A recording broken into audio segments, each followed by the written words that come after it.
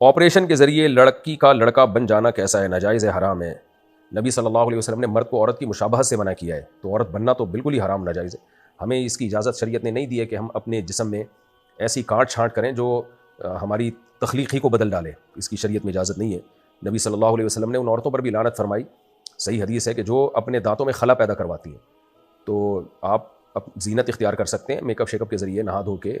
کوئی عیب جسم میں پیدا ہو گیا ایکسیڈنٹ کے ذریعے، اس عیب کو بھی دور کیا جا سکتا ہے، لیکن جو آپ کو اللہ نے اسٹرکچر ایک دیا ہے اس میں کاٹ چھانٹ کر کے اس کو چینج نہیں کیا جا سکتا کہ موٹی ناک تھی تو آپ نے پتلی لگا دی۔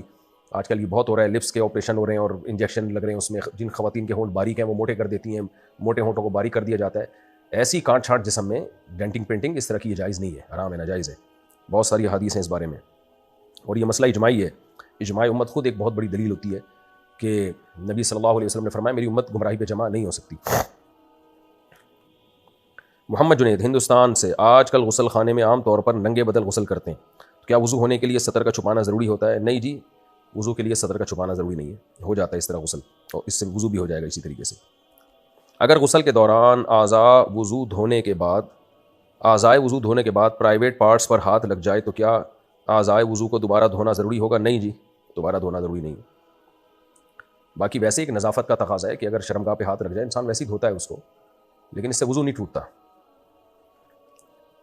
عمبرین سلطان یو پی سے، سسرال والے بہت بے دین ہوں تو کیا کریں جبکہ وہ مجھے بھی پردہ نہیں کرنے دیتے؟